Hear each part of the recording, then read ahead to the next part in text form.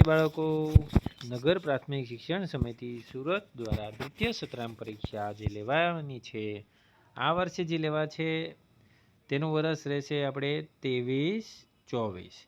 તો કેવા પ્રશ્ન પૂછા છે ગણિતના પ્રશ્નપત્રમાં ધોરણ 5ના વિદ્યાર્થીઓ, તો આપણે તેની વાત કરવાના છીએ. તો આ પ્રશ્નપત્રની આપણે સોલ્યુશન સાથે જોવાના છે. તો વિડીયોને છેલ્લે સુધી જોજો અને ચેનલને લાઇક અને શેર અને સબસ્ક્રાઈબ પણ કરી લેજો. તો તમારી પાસે એક મસ્ત એવો નકશો છે. નકશાને પહેલાં આપણે સમજવો જોઈએ. આ પ્રવેશ દ્વાર છે. પ્રવેશ દ્વાર બાજુની પૂર્વ દિશા છે, આ પશ્ચિમ દિશા છે, આ ઉત્તર દિશા છે અને આ દક્ષિણ દિશા છે.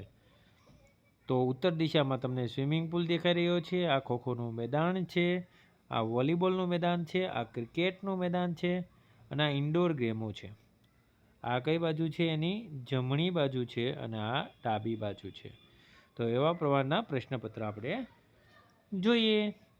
સ્વિમિંગ પુલની દક્ષિણ દિશામાં બરાબર સામે શેનું મેદાન દેખાઈ રહ્યું છે? તો દક્ષિણ દિશામાં છે. તો સ્વિમિંગ પુલની સામે કયું મેદાન દેખાઈ રહ્યું છે? ખોખો. તો અહીંયા તમારે આન્સર લખવાનો છે ખોખો. પ્રવેશ દ્વારથી જતાં જમણી બાજુએ સૌથી છેલ્લું શું દેખાય છે? તો પ્રવેશ દ્વારથી જતાં જમણી બાજુએ તમને ક્રિકેટનું મેદાન બતાય છે. કયું મેદાન છે? ક્રિકેટનું મેદાન. ચાલો આગળ જોઈએ. ઇન્ડોર ગેમમાં કઈ બે રમતો છે? તો ઇન્ડોર ગેમમાં બે રમતો છે. એક છે બેડમિન્ટન અને એક છે ટેબલ ટેનિસ. ખોખોના મેદાનની ઉત્તર દિશામાં બરાબર સામે શું આવેલું છે? ખોખોના મેદાનની ઉત્તર દિશામાં બરાબર સામે શું આવેલું છે? સ્વિમિંગ પુલ આવેલો છે. શું આવેલું છે? Swimming pool. ચલો જો તમને બતાવી દઈએ સ્વિમિંગ પુલ કેવી રીતે આવેલો છે. આ સ્વિમિંગ પુલ. હાલો, ખોખો પ્રવેશ દ્વારથી જતાં ડાબી બાજુએ સૌથી પહેલાં શું આવે છે? પ્રવેશ દ્વારમાંથી ડાબી બાજુએ જતાં સૌથી પહેલાં શું આવે છે? ખોખોનું મેદાન આવે છે. ચાલો હવે નીચે આપેલી ખુલ્લી જાળીઓને તેમના ઘન ખોખા સાથે જોડો. તો આપણે જોડીએ. ચલો હવે આપણે ખુલ્લી જાળીઓ છે એને આપણે જોડવાનું છે. તો સૌથી પહેલાં આપણે 4 નંબરને જોડીએ તો એ 3 નંબર સાથે જોડાઈ જશે. પછી આ 2 નંબર છે એ 4 નંબર સાથે જોડાઈ જશે.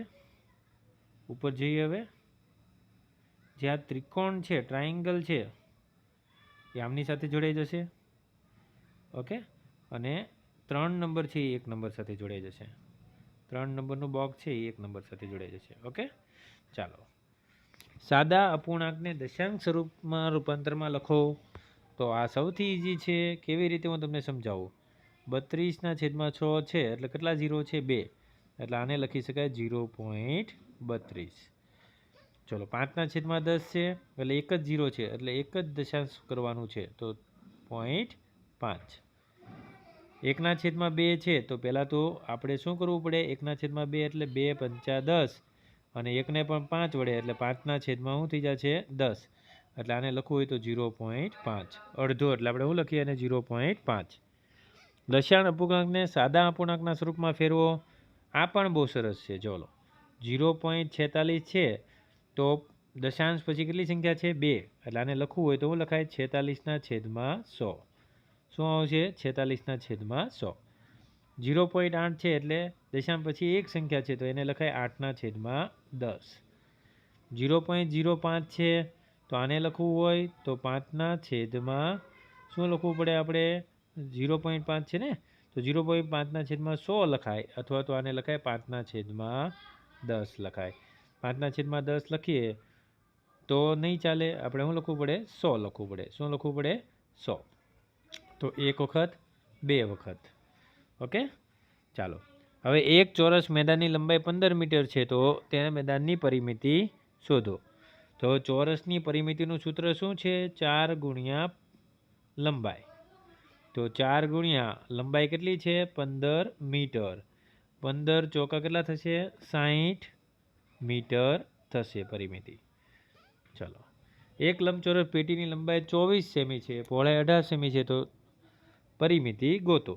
તો આરામથી ગોતાઈ જશે. 2 ગુણ્યા શું થશે? લંબાઈ વત્તા પહોળાઈ. ઓકે. તો આપણે 2 કરી દેવાનું ગુણાકાર કરી દેવાનો. લંબાઈ કેટલી છે? 24 મીટર, 24 સેમી, અને પહોળાઈ કેટલી છે? 18. તો 2 ગુણ્યા 24 વત્તા 18, 8 ને 4 કેટલા થશે? 12. 3 ને 2 42, 42 ગુણ્યા 2 કરીશું એટલે કેટલો જવાબ મળશે? 84 સેમી હશે. ચલો આગળ વધીએ. એક લંબચોરસ ટેબલની પહોળાઈ લંબાઈ 180 સેમી છે અને પહોળાઈ 120 સેમી છે, તો તે ટેબલની પરિમિતિ કેટલી મીટર થશે? તો આની પણ તમને લંબચોરસનું સૂત્ર વાપરવાનું છે. પાછું આપણે કેવી રીતે વાપરીશું? 2 ગુણ્યા લંબાઈ વત્તા પહોળાઈ. તો 2 ગુણ્યા લંબાઈ 180 અને આ 120. તો 2 ગુણ્યા 180 ને 120 એટલે કેટલા થઈ ગયા? 300. એટલે કેટલા થઈ ગયા? 600 સેમી થઈ ગયા. ચલો આગળ વધીએ. નીચેના દાખલા ગણો. એક લંબચોરસ બગીચાની લંબાઈ 42 મીટર છે, પહોળાઈ 18 મીટર છે, તો બગીચાનું ક્ષેત્રફળ ગોતો. તો હવે ક્ષેત્રફળનું સૂત્ર લંબચોરસનું મૂકવું પડશે. તો ક્ષેત્રફળ એટલે લંબાઈ ગુણ્યા પહોળાઈ. તો આપણે કેટલું લખવાનું? 42 મીટર ગુણ્યા 18 મીટર. 42 ગુણ્યા 18 કરો એટલે તમને શું મળી જશે? ક્ષેત્રફળ મળી જશે. તો 42 ગુણ્યા 18 કરતાં આવડે છે? ના આવડતું તો આપણે કરીએ. 8 દુ 16, 8 ચોકા 32, 1 33, એકમનું શૂન્ય, 2 અને 4. તો 6, 5 અને 4, 5 અને 7. તો 756 મીટર થશે. ચાલો. રાજેશભાઈના લંબચોરસ રસોડાનું ભોંય તળિયે 10 સેમી લંબાઈની ચોરસ ટાઇલ લગાવવાની છે. તેના રસોડાની લંબાઈ કેટલી છે? 150 સેમી અને 100 સેમી પહોળાઈ છે. તો કેટલી ટાઇલ્સ લાગશે? આ દાખલાને આપણે સરળતાથી કરીશું. ચલો, તો જગ્યા કવડી છે? 150 ગુણ્યા 100 સેમીની છે. ટાઇલ્સ કેટલાની છે? 10 સેમીની છે, એટલે 10 ગુણ્યા 10. તો 0 0 0 0 કટ. તો આપણને કેટલી મળશે ટાઇલ્સ? 150 ટાઇલ લગાવવી પડશે. ચાલો હવે આગળ વધીએ. એક ચોરસ મેદાનની લંબાઈ 25 મીટર છે, તેમાં માટી પૂરવાનો ખર્ચ 1 ચોરસ મીટરે 8 રૂપિયા લેખે છે. તો આપણે જોઈએ તો 25 મીટર છે, તો 25 મીટર ચોરસ છે એટલે 25 ગુણ્યા 25. 25 ગુણ્યા 25 કરો એટલે 725 આવી જાય. 725 ને તમારે કોની સાથે ગુણવા પડે? 8 વડે ગુણવા પડે. 8 પંચા 40, 8 દુ 16, 17, 18, 19 ને 20, 8 છક્કા 48 અને 2 50. તો 5000 રૂપિયા ખર્ચો થાય. ચાલો, નીચે આપેલી માહિતીના આધારે આવૃત્તિ કોષ્ટક તૈયાર કરો. તો મીઠાઈની સંખ્યા: જલેબી 35, ગુલાબજાંબુ 28, પેંડા 17, બરફી 10 અને મોહનથાળ 20. તો તમને આવૃત્તિ કદાચ દોરતા આવડે છે, આવી રીતે તમે દોરી શકો છો. અહીંયા મીઠાઈના નામ લખી દો અને અહીંયા સંખ્યા લખી દો. જેવું નામ એવી રીતે તમારે આવી રીતના કોલમ દોરવાના છે. ઓકે, 10 અને 20, રાઈટ. આ 35, 28, 17, 10 અને 20. અહીંયા તમારે સંખ્યાના નામ આપી દેવાના, 5, 10, 15. ઓકે, હાલો. હવે છે નીચેના દાખલા ગણો. એક શાળામાં કુલ 385 વિદ્યાર્થીઓ છે. દરેક વિદ્યાર્થીને શિષ્યવૃત્તિના ₹84 ચૂકવવાના હોય તો કુલ કેટલા રૂપિયા ચૂકવવાના થાય? તો એક શાળામાં ટોટલ કેટલા છે? 385 વિદ્યાર્થીઓ છે અને દરેકને 84 રૂપિયા પર, તો ટોટલ કેટલા થાય?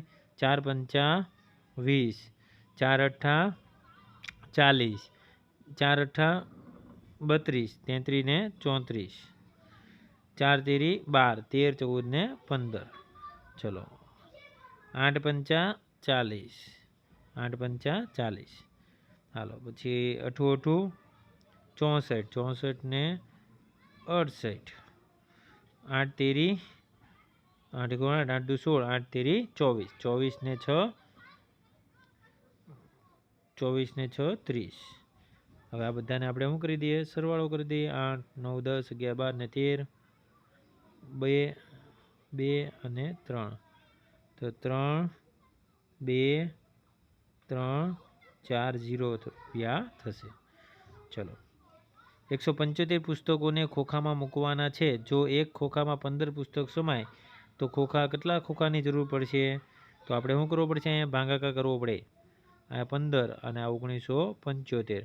15 એકુ 15, 4 વધ્યા 7, 15 તેરી 45, 2 વધ્યા અને 5, 15 દુ 15 એકુ 15, 7 તેરા છે ને, અને 4 એટલે 15 એકુ 15, 131 ખોખાની જરૂર પડશે. ઓકે, હાલો. હવે એક ભેંસ દરરોજ 28 લીટર દૂધ આપે છે, તો તે 2 મહિનામાં કુલ કેટલા લીટર દૂધ આપે? તો એક દિવસનું 28 છે, તો 2 મહિનામાં કેટલા દિવસ હોય? 60 દિવસ હોય. તો 0 મૂકી દઈએ. 6 અઠ્ઠા કેટલા થાય? 48. 6 અઠ્ઠા 48, 6 દુ 12, 13 14, 15 ને 16, 1680 લીટર દૂધ થાય. ચલો, આ વિધાનને આધારે પ્રશ્નનો જવાબ આપો.